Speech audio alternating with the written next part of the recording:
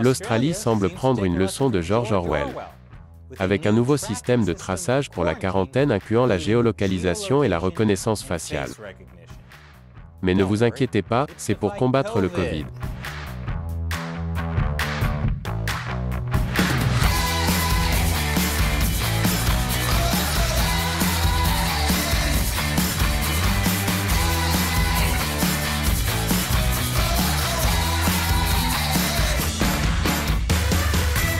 Bonjour et bienvenue sur Australie dévoilée.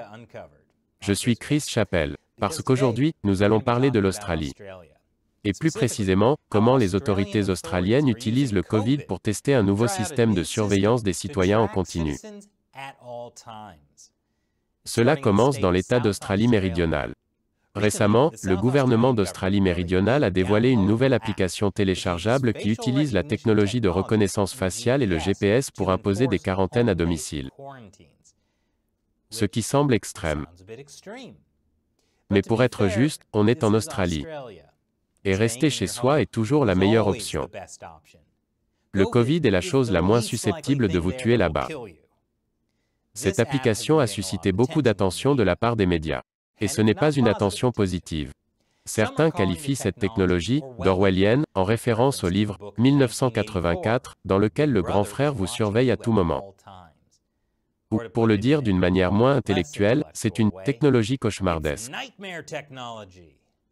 Et pour le dire d'une manière encore moins intellectuelle, Cricket jette cette ordure sur la barbecue. Maintenant, je sais ce que vous pensez. C'est l'Australie, pas la Chine. Cela ne peut pas être si mauvais, n'est-ce pas? Eh bien, laissez-moi vous expliquer comment cela fonctionne, et vous pourrez décider par vous-même. Commençons par un petit jeu de rôle. Imagine que tu es un citoyen australien. Oui, je peux également le faire. Et maintenant, disons que tu vis en Australie méridionale, mais que tu as récemment voyagé en Nouvelle-Galles du Sud pour rendre visite à ta mère. Et maintenant, tu veux rentrer chez toi en Australie méridionale. Quand vous arriverez en Australie méridionale, vous devrez rester en quarantaine pendant 14 jours, ou ce que les Australiens appellent un fortnight. Et si vous voulez rester en quarantaine chez vous, vous devrez aussi télécharger une application sur votre téléphone appelée Home Quarantine SA. Ne vous inquiétez pas, elle est disponible sur Google Play et l'App Store d'Apple, et elle est gratuite. C'est simple comme bonjour. Il suffit d'entrer quelques informations personnelles dans l'application. Rien de trop révélateur. Juste votre nom complet, votre date de naissance, votre adresse, votre numéro de téléphone et votre adresse électronique. Le même type d'informations que vous donneriez en créant un profil sur une application de rencontre australienne, DingoCupid. Une fois que vous aurez téléchargé l'application et que vous serez arrivé en sécurité dans votre lieu de quarantaine, l'application vous contactera plusieurs fois par jour de manière aléatoire. Et à chaque fois, vous avez 15 minutes pour fournir la preuve de votre localisation. L'appareil photo du téléphone s'assurera qu'il s'agit bien de vous, tandis que le GPS de votre téléphone s'assurera que vous êtes bien là où vous aviez indiqué que vous êtes. Si cette application se comportait davantage comme une petite amie trop méfiante, elle parcourrait vos messages Facebook et vous demanderait « Qui est cette Linda et pourquoi elle t'envoie autant de smileys qui font des clins d'œil ?» Si vous manquez un contrôle, vous recevrez un appel téléphonique de suivi de l'équipe SA de quarantaine à domicile afin que vous puissiez expliquer pourquoi vous avez manqué votre contrôle. Si vous ne recevez pas d'appel, il se peut qu'un agent de contrôle se rende chez vous pour vérifier votre état de santé. Si vous n'êtes pas là, la police vous cherchera, et une amende de 1000 $ australiens est prévue en cas de violation de la quarantaine.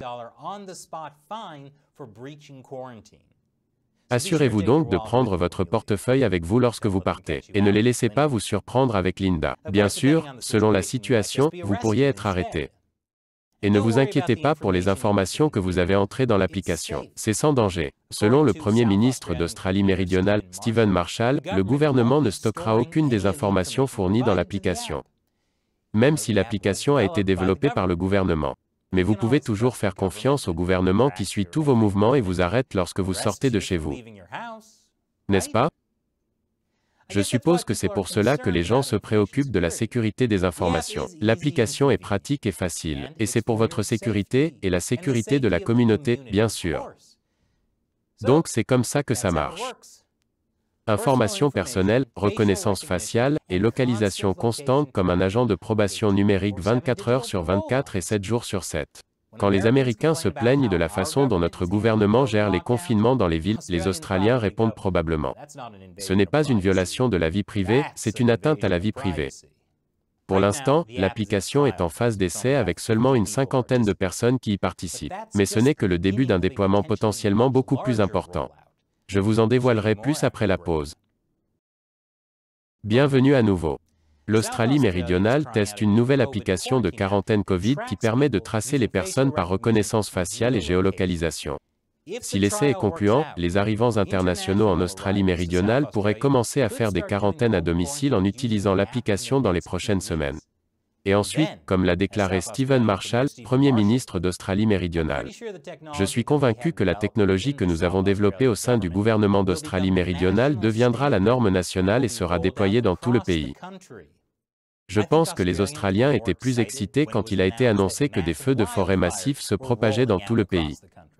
Le Premier ministre Marshall a également déclaré que les habitants d'Australie méridionale devraient être assez fiers que nous soyons le pilote national de l'application de quarantaine à domicile. Je ne sais pas si je serais fier d'être le pilote d'une telle application. La dernière fois qu'autant de personnes ont vu leur vie privée envahie à cause d'un mauvais pilote, c'était après le 11 septembre. Mais avant de porter un jugement hâtif, replaçons l'application dans son contexte. L'Australie du Sud n'est pas le premier État australien à utiliser ce type de technologie. Une application similaire, appelée G2G Now, est déjà utilisée dans l'État d'Australie occidentale. Et selon le site web de G2G Now, elle rend les contrôles de quarantaine rapides, amusants et faciles. Parce que si je dois être traîné en prison juste pour avoir quitté ma maison, je préfère que ce soit rapide, amusant et facile. La différence est que l'application Home Quarantine S d'Australie du Sud a été développée par le gouvernement de l'État, tandis que G2G Now a été développé dans le cadre d'un contrat privé. Il est clair que ces applications répondent à un besoin. Mais quel besoin? Pour comprendre pourquoi ces applications existent, il faut d'abord comprendre la réaction de l'Australie au coronavirus. L'Australie a appliqué une politique appelée Covid-0 ou Zéro Covid. Cette politique est également connue sous le nom de « le cauchemar zéro Covid ». C'est une politique assez extrême par rapport à la plupart des autres pays. Et pour faire appliquer une politique aussi extrême, le gouvernement prend des mesures extrêmes. Au niveau national, personne n'est autorisé à quitter l'Australie, à quelques exceptions près. Écoutez, je sais que l'Australie a été fondée par une bande de criminels, mais ça ne veut pas dire que le gouvernement doit la transformer en une prison géante. Chaque État australien est responsable de sa propre forme spécifique de la politique du zéro Covid. La plupart des politiques incluent des fermetures, avec toutes les entreprises sauf celles qui sont essentielles, des couvre-feux et de sévères restrictions de voyage. C'est ainsi depuis plus d'un an, transformant la plupart de l'Australie en un terrain vague désert. Enfin, plutôt un terrain vague désert. Et à partir de maintenant, la plupart des voyages de la Nouvelle-Galles du Sud à l'Australie du Sud voisine sont interdits. Et si vous êtes une exception, vous devez remplir une demande d'exemption sanitaire auprès de l'autorité sanitaire d'Australie méridionale. Et vous devez télécharger l'application MisaGov sur votre smartphone avant de voyager. En effet, vous devrez utiliser l'application COVID Safe Check-in pour scanner les codes QR à l'aéroport. Dans le taxi ou l'Uber qui vous ramène de l'aéroport, et dans tous les commerces où vous vous rendez, y compris l'épicerie. Cependant, la plupart des voyageurs internationaux et interétatiques autorisés à entrer en Australie méridionale devront rester en quarantaine pendant 14 jours, ce qui les empêchera d'aller au magasin. Cela signifie qu'ils n'auront pas accès à la Vegemite. Ce qui est probablement la meilleure retombée de cette politique. Jusqu'à présent, la plupart des quarantaines ont été effectuées dans des médi-hôtels gérés par le gouvernement, qui sont comme des hôtels ordinaires mais avec du personnel infirmier disponible, et les voyageurs peuvent être amenés à payer eux-mêmes leur séjour dans un médi-hôtel. Ce qui peut coûter environ $2000 pour 2 semaines. Pour ce prix, ils ont intérêt à avoir un sacré petit déjeuner continental. Même si, vu qu'on est en Australie, le petit déjeuner continental est aussi un petit déjeuner de campagne. C'est pourquoi la nouvelle option de quarantaine à domicile peut sembler plus attrayante, même si elle nécessite le téléchargement d'une application qui vous oblige à scanner votre visage à plusieurs reprises pour l'envoyer au gouvernement. Chez vous, vous pouvez même vous faire livrer vos courses. Tant que vous n'interagissez pas avec la personne qui les livre. Pour être juste, l'auto-quarantaine à domicile était quelquefois autorisée auparavant, mais cela coûtait beaucoup d'argent au gouvernement d'Australie méridionale de payer tous les policiers pour contrôler constamment ces personnes. Le gouvernement d'Australie méridionale a donc décidé. Pourquoi ne pas créer une application pour ça? C'est moins cher pour vous que de rester dans un hôtel, et moins cher pour l'État que d'envoyer la police vous contrôler en permanence. Vous savez, tant que tout le monde obéit au gouvernement, et n'ignore pas intentionnellement les notifications, forçant la police à venir les contrôler de toute façon. Les Australiens ne feraient jamais ça. Ce n'est pas comme si l'Australie était une île de criminels armés de couteaux et consommateurs de VB. Toutes ces quarantaines musclées sont donc au service de la politique australienne du « zéro Covid », c'est-à-dire l'idée que l'Australie peut tout simplement arrêter complètement le Covid. Mais la politique du zéro Covid a-t-elle fonctionné? C'est ce que nous allons voir après la pause. Bienvenue à nouveau. L'Australie a la politique de confinement la plus sévère de toutes les démocraties libérales. En supposant qu'on puisse encore inclure l'Australie dans la liste des démocraties libérales. Mais leur politique a été efficace. Ils n'ont presque pas eu de nouveaux cas de Covid depuis le début de l'année. Du moins, jusqu'à l'arrivée du variant Delta en juin. Et là, l'Australie est devenue une catastrophe. Enfin, un désordre dans un sens un peu différent du précédent. Oui, c'est un désastre. Même si le nombre de cas reste faible par rapport à des pays comme les États-Unis, le Royaume-Uni, la France, l'Allemagne et le Canada. En Australie, environ 1/4% des personnes ont été testées positives au Covid à un moment donné au cours des 18 derniers mois. À titre de comparaison, ce chiffre est de 12% aux États-Unis. Donc même si les cas sont extrêmement faibles, ils ne sont pas nuls. Ce qui signifie que, face au variant Delta, la politique du « zéro Covid » est devenue insoutenable. Mais de nombreux fonctionnaires refusent d'accepter qu'il n'y a rien à faire. C'est pourquoi des technologies comme l'application Home Quarantine SA semblent si attrayantes. Pour eux, bien sûr. Les gens au pouvoir obtiennent plus de pouvoir. N'est-ce pas si attrayant pour tout le monde? Mais comment en est-on arrivé là?